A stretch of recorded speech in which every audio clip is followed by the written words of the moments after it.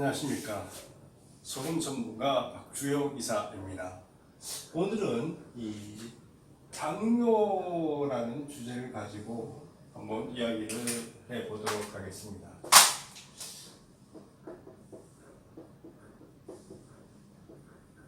당뇨라는 문제는 많은 사람들이 고생을 하고 있고 고민을 하고 있는 문제라고 할 수가 있습니다.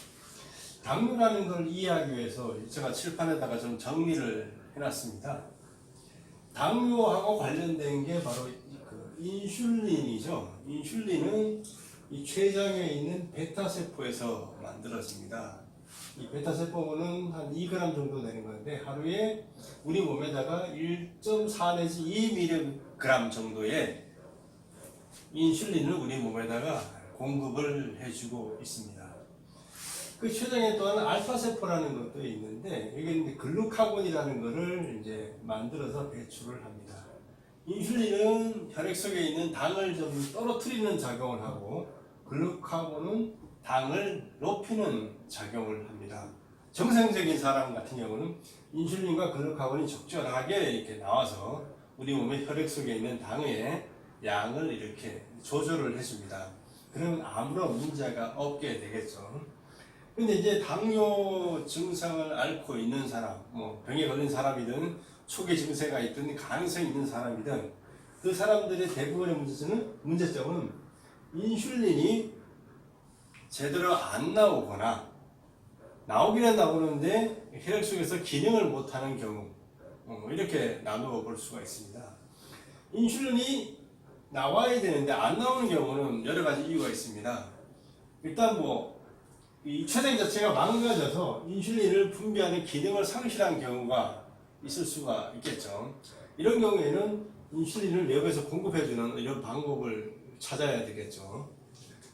그 다음에 이 베타세포에서 기능은 하고 있는데 잘 안 만들어지는 경우가 있습니다. 그건 뭐냐면은 인슐린을 만드는 원료가 되는 것들이 불충분하거나 문제가 있거나 이럴 경우에는 인슐린이 잘 안 만들어지겠죠.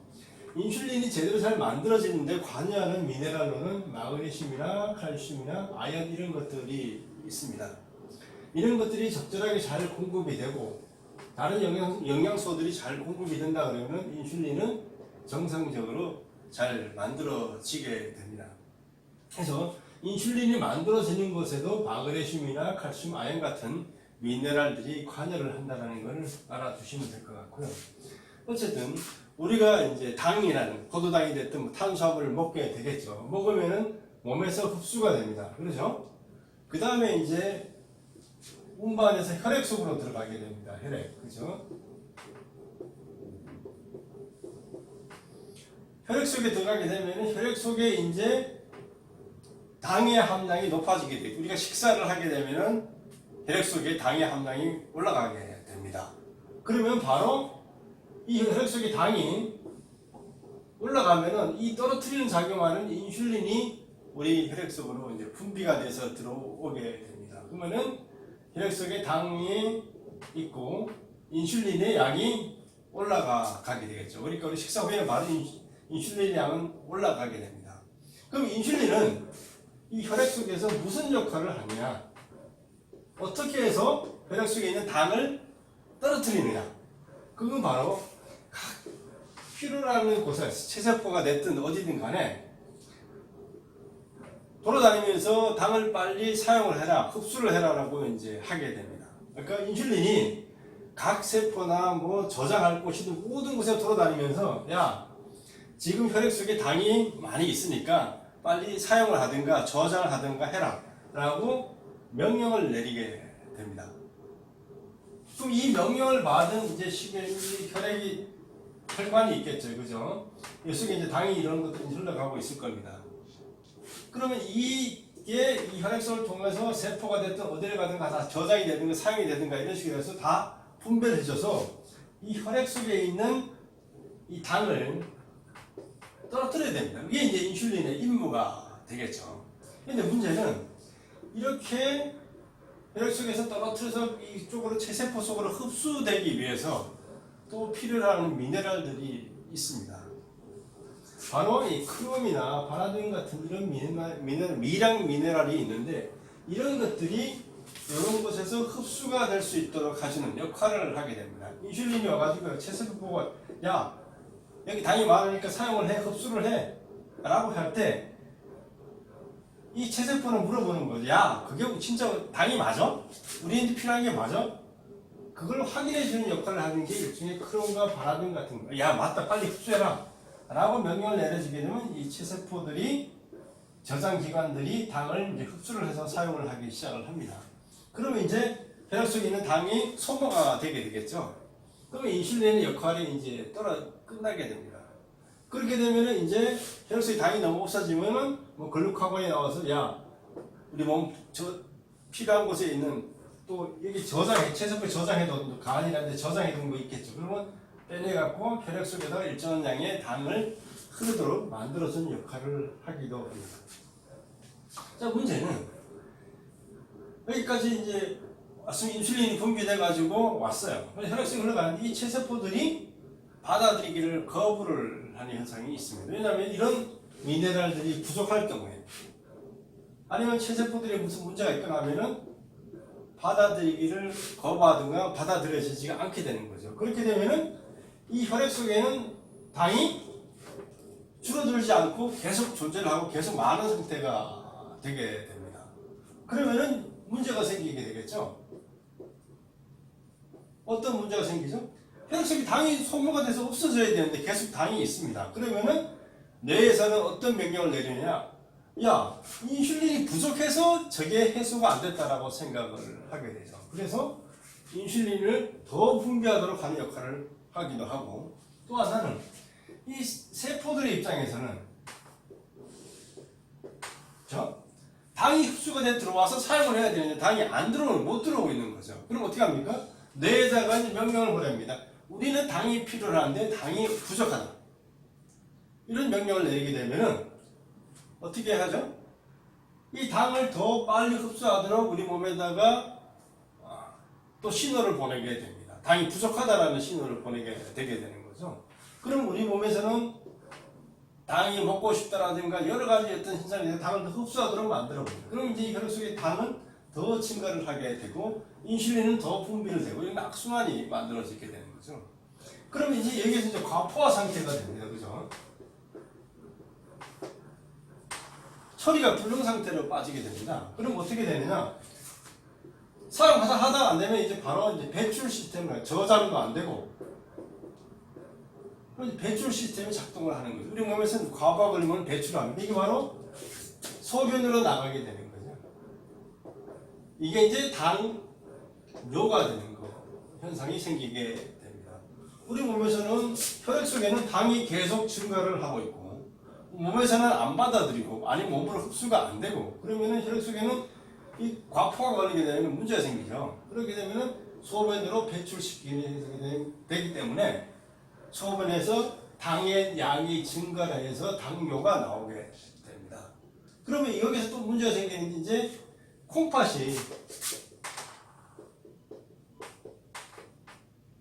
이제 과부하가 걸리고 힘이 들어지게 되는 거죠. 이게 콩팥은 이걸 걸러서 원래는 영양분을 걸러서 사용을 하거나 해야 되죠. 그래서 불순물이나 나쁜 것만 배출시켜야 되는 게 콩팥의 기능인데 이 과부하가 걸리니까 여기서는 배출을 해버리게 되는 거죠.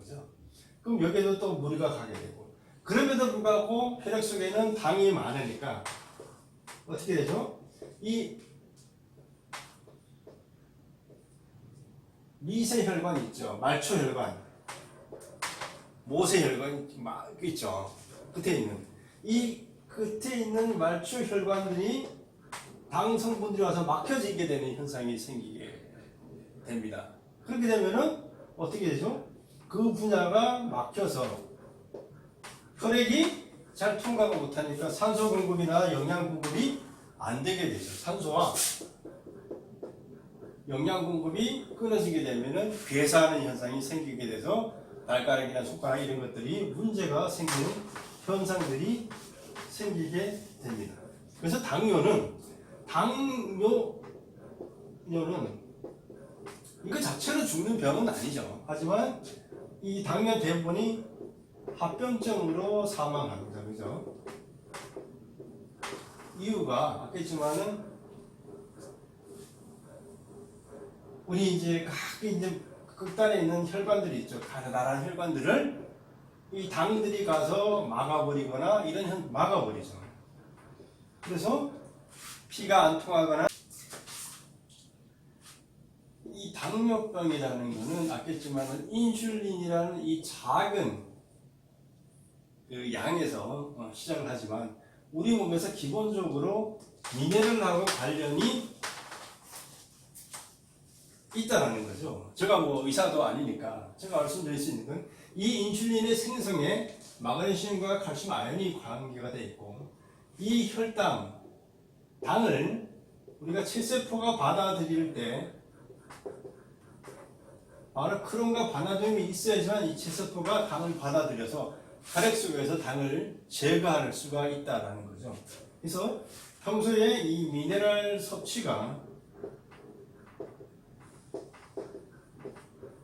대단히 중요하다는 걸 알 수가 있습니다. 이 제대로 만들어지고 제대로 흡수가 되는 이 두 가지 메커니즘이 제대로 작동이 될 때 당뇨병이라는 부분들을 예방을 할 수가 있습니다. 아까 얘기했지만은 인슐린 자체가 안 만들어지는 부분에 대해서는 췌장 자체가 망가지고 기능 이상이 있기 때문에 이거는 병원에서 당연히 수술이나 이런 부분을 통해서 아니면 인슐린을 외부에서 공급하는 형태를 통해서 해결을 해야 됩니다. 하지만 인슐린이 만들어질 수 있는 토대가 되어 있으면은 이런 미네랄들이 제대로 공급되면 제대로 만들어질 수가 있고 그 다음에 인슐린이 우리 체세포에 흡수되기 위해서 당과 함께 흡수가 돼야 되겠죠.